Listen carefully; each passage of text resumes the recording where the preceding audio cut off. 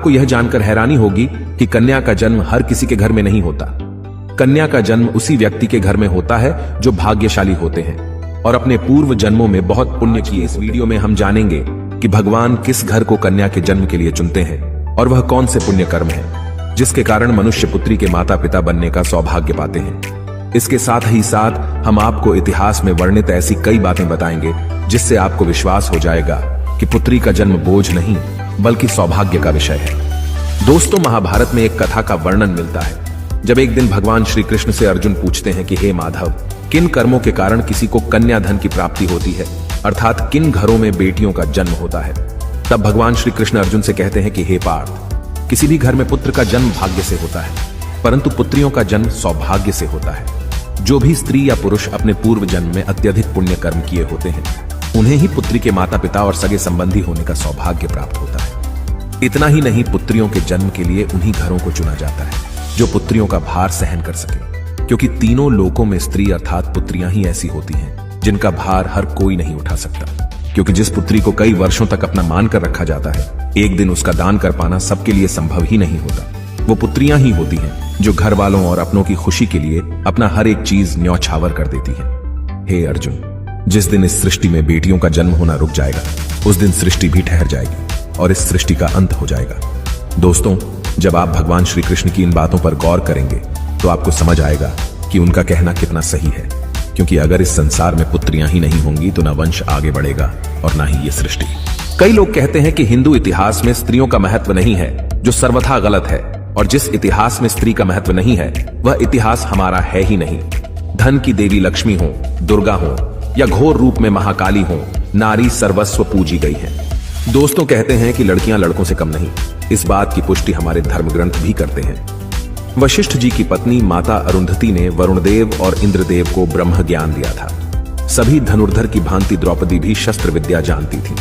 इतना ही नहीं, महाभारत में वर्णित है कि द्रौपदी अर्थशास्त्री थी और युधिष्ठिर के राज कार्य में सहयोग करती थी। यह असत्य है कि हिंदू धर्म में लड़के लड़कियों की इज्जत नहीं की जाती थी, क्योंकि द्रौपदी के वस्त्र छूने पर पूरे कौरव मिट गए और माता सीता के हरण से सोने की लंका जला दी गई। दोस्तों, जब रामायण में भगवान राम शिव जी का धनुष तोड़ देते हैं तो राजा जनक विवाह के लिए दशरथ जी को बुलावा भेजते हैं। दशरथ जी आकर जनक जी को प्रणाम करते हैं। आजकल आप देखते होंगे कि वर पक्ष के लोग ज्यादा घमंड में रहते हैं। वो लड़की के माता पिता को खुद प्रणाम करना अपना अपमान समझते हैं, जबकि राजा दशरथ के प्रणाम करने पर जनक जी उन्हें मना करते हैं तथा अत्यंत सरल भाव से कहते हैं कि आप दूल्हे वाले हैं, बड़े हैं, अयोध्यापति हैं, श्रेष्ठ हैं, ऐसा ना करें।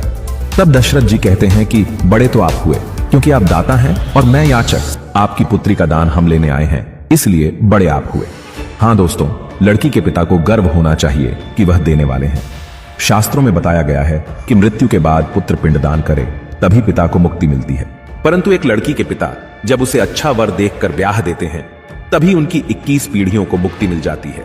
इसलिए हमेशा अपनी पुत्री को प्रेम दें, जिसने आपके घर में जन्म लेकर आपको पुण्य का भागी बनाया है। आपने भी कई लोगों को कहते हुए जरूर सुना होगा कि जिस घर में बेटी का जन्म होता है वह घर स्वर्ग के समान होता है, क्योंकि बेटा तो केवल एक कुल को रोशन करता है, लेकिन बेटियां 2 कुलों को रोशन करती हैं। माता पिता के घर वह एक बेटी के रूप में अपना उत्तरदायित्व निभाती है और ससुराल आकर बहू के रूप में अपने कर्तव्य का पालन करती है।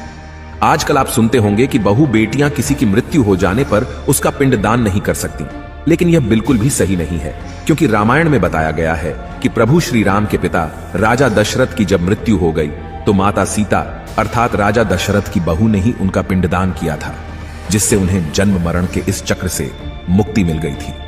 इतना ही नहीं, गरुड़ पुराण के प्रेत कल्प में बताया गया है कि कोई भी व्यक्ति किसी मृत के लिए पिंडदान कर सकता है और इसलिए बेटियां भी अपने पिता के नाम का पिंडदान कर सकती हैं। व्यवहारिक दृष्टिकोण से वहीं अगर ससुराल पक्ष में कोई पुत्र नहीं है तो इस स्थिति में बहू भी पिंडदान कर सकती है। इसलिए दोस्तों, वो लोग बहुत किस्मत वाले माने जाते हैं जिनके घर एक संस्कारी पुत्री का जन्म होता है। शायद यही कारण है कि बेटियों को लक्ष्मी का दर्जा दिया गया है। बहुत से लोगों की सोच होती है कि बेटी है तो बिना समय गंवाएं और पढ़ाई में पैसे खर्च किए जल्द से जल्द शादी कर दो, लेकिन यह छोटी सोच बेटी के भविष्य को बर्बाद कर देती है। जरा सोचकर देखिए, एक बच्चे के मन में कितने सपने होते हैं। उसे कुछ हासिल करना है, उसे कुछ बनना है, लेकिन यह सपने केवल सपने बनकर रह जाते हैं। इसलिए अपनी बेटियों को सपने पूरे करने का अवसर देना चाहिए। उन्हें जीवन में हर खुशी दें जिसके लिए आप सक्षम हैं और जो उन्हें मिलनी चाहिए। एक पुत्र से ज्यादा पुत्री हमेशा अपने माता पिता के लिए सोचती है। पुत्री के हृदय में अपने माता पिता के लिए प्रेम और अपनापन हमेशा बना रहता है, इसलिए बेटी के जन्म को एक जश्न की तरह मनाना चाहिए। दोस्तों, बेटी कभी भी माता पिता पर बोझ नहीं होती। उसका कोई स्वार्थ नहीं होता। पहले वह अपने माता पिता के लिए करती है और शादी के बाद ससुराल के लिए। वह सिर्फ अपनी और अपने परिवार की किस्मत बनाने के लिए जन्म लेती है।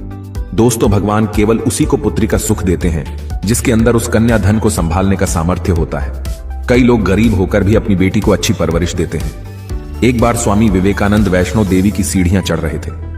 बगल से एक किसान अपनी बेटी को कंधे में बिठाकर सीढ़ियां चढ़ रहा था। तभी स्वामी विवेकानंद जी ने कहा कि बाबा, आपकी बेटी का बोझ आपको लग रहा होगा, इसको मैं उठा लेता हूं और माता वैष्णो के दरवाजे तक ले चलता हूं। तब किसान ने स्वामी विवेकानंद से कहा कि बेटी कभी भी बाप के कंधे पर बोझ नहीं होती। बेटी अगर बाप के कंधे पर हो तो बाहर के बोझ को हल्का कर देती है। दोस्तों, बेटियां कभी भी धन की भूखी नहीं होती, वह सिर्फ मान और सम्मान की भूखी होती हैं।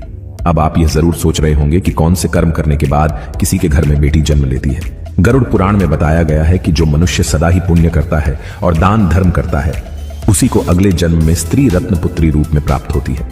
यदि आपकी कोई बेटी नहीं है तो आप किसी सगे संबंधी या किसी गरीब की बेटी को पढ़ाने में मदद कर सकते हैं और उसका विवाह करवा सकते हैं। इससे भी अनंत पुण्य करने का फल मिलता है।